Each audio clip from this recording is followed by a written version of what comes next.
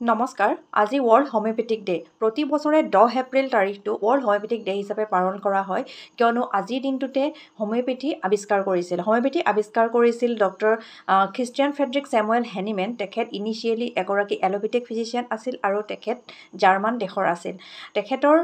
জন্মদিনটো আমি homeopathic system of মেডিচিনৰ সকলো ব্যক্তিয়ে হোমিওপেথিক ডে হিচাপে পালন কৰি আহিছোঁ কিন্তু তেওঁ নিজৰ চিষ্টেম লৈ সুখী নাছিলে কিয়নো তেওঁ পেচেণ্টবিলাকক কমপ্লিটলি কিয়ৰ কৰিব পৰা নাছিলে তেওঁ এজন ট্ৰান্সলেটৰো আছিলে বিভিন্ন ধৰণৰ মেডিচিনেল যিবিলাক বুকছ আছে সেই বুকছবিলাক তেওঁ ট্ৰান্সলেট কৰিছিলে বিভিন্ন ভাষাৰ পৰা এদিন তেনেদৰে ট্ৰান্সলেশ্যন কৰি থাকোঁতে উইলিয়াম কুলেনৰ এখন এ ট্ৰেটিছ টু মেটেৰিয়া মেডিকা নামৰ গ্ৰন্থত তেওঁ এটা চেণ্টেন্স পাইছিল যে পেৰোভিয়ান বাৰ্কে তাৰ বিটাৰনেছৰ কাৰণে মেলেৰিয়া ট্ৰিট কৰিব পাৰে পেৰোভিয়ান বাৰ্কত কুইনাইন থাকে যিটো এটা এলকালইড পদাৰ্থ হয় আৰু এই কুইনাইন আমি মেলেৰিয়া ট্ৰিটমেণ্টত ব্যৱহাৰ কৰোঁ সকলোৱে জানো গতিকে তাত এই চেণ্টেন্সটোৱে তেওঁৰ মনত ষ্ট্ৰাইক কৰিছিল আৰু ইয়াৰ ওপৰত তেওঁ ৰিচাৰ্চ কৰিবলৈ মনতে থিৰাং কৰিছিল তেওঁ সঁচাকৈ ৰিচাৰ্চ ষ্টাৰ্টো কৰিছিল আৰু তেওঁ ৰিচাৰ্চ কৰিবৰ কাৰণে প্ৰথমে নিজকে বাছি লৈছিল তেওঁ নিজৰ দেহতে চিনকোনা বাৰ্ক অৰ্থাৎ কুইনাইন প্ৰয়োগ কৰিছিল আৰু অতি আচৰিতভাৱে তেওঁ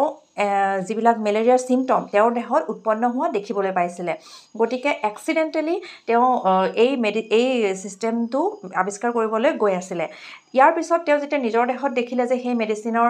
উপসৰ্গবিলাক দেখা দিছে তেতিয়া আন কিছুমান হেল্ডি মানুহৰ দেহতো চিনকোনা প্ৰয়োগ কৰিলে আৰু একেধৰণৰ ফলাফল লাভ কৰিলে ইয়াৰ পিছত তেওঁ আন কিছুমান মেডিচিনেল প্লেণ্ট বা কিছুমান মেডিচিনেল যিবিলাক ছাবষ্টেন্স আছে সেইবিলাক বিভিন্ন ধৰণৰ হেল্ডি মানুহৰ দেহত প্ৰয়োগ কৰিলে আৰু তেনেদৰে সেই মেডিচিনৰ উপসৰ্গসমূহ আমাৰ হেল্ডি মানুহৰ দেহত দেখা পালে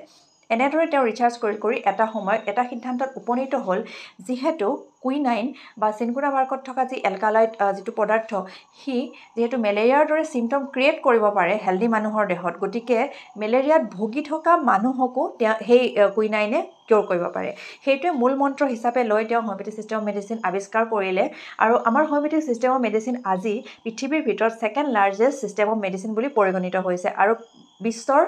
বহু সংখ্যক মানুহে ইয়াৰ ফলাফল এতিয়ালৈকে লাভ কৰিবলৈ সক্ষম হৈছে আৰু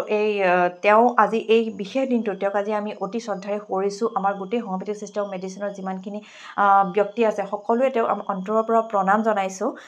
কিয়নো তেখেতক আমি হোমিওপেথিৰ ফাদাৰ বুলি কওঁ তেখেত আছে কাৰণে হোমিওপেথিক চিষ্টেম আছে আৰু আমি আছোঁ আৰু এনেদৰে হোমিওপেথিক চিষ্টেম আগবাঢ়ি যাওক সদায় সকলোৰে কাৰণে সুফল কঢ়িয়াই আনক হোমিওপেথিক চিষ্টেম মেডিচিনৰ উত্তৰোত্তৰ কামনা কৰিলোঁ হোমিওপেথিক মেডিচিনসমূহৰ এটা ডাঙৰ এডভান্টেজ হৈছে যে মেডিচিনসমূহ যেতিয়া প্ৰস্তুত কৰা যায় পৰীক্ষা নিৰীক্ষা জীৱ জন্তু বা পশু পক্ষীৰ দেহত কৰা নাযায় হেল্ডি মানুহৰ দেহত কৰা যায় আৰু অভিয়াছলি যেতিয়া মানুহৰ দেহত কৰা যায় আমি সকলোৱে জানো যে মানুহ জীৱশ্ৰেষ্ঠ প্ৰাণী গতিকে মানুহৰ দেহত যেতিয়া পৰীক্ষা নিৰীক্ষা কৰি এটা মেডিচিন প্ৰস্তুত কৰা যায় তাৰ ছাইড এফেক্ট যথেষ্ট কম থাকে আৰু ইয়াৰ ইফেক্টিভনেছ বহুত বেছি থাকে গতিকে ই অধিক ছেফ আৰু উপকাৰী সকলোৰে কাৰণে সেইকাৰণে হোমিওপেথিক মেডিচিনসমূহ সকলোৱে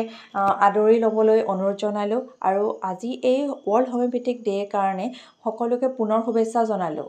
happy world homeopathic day' to all thank U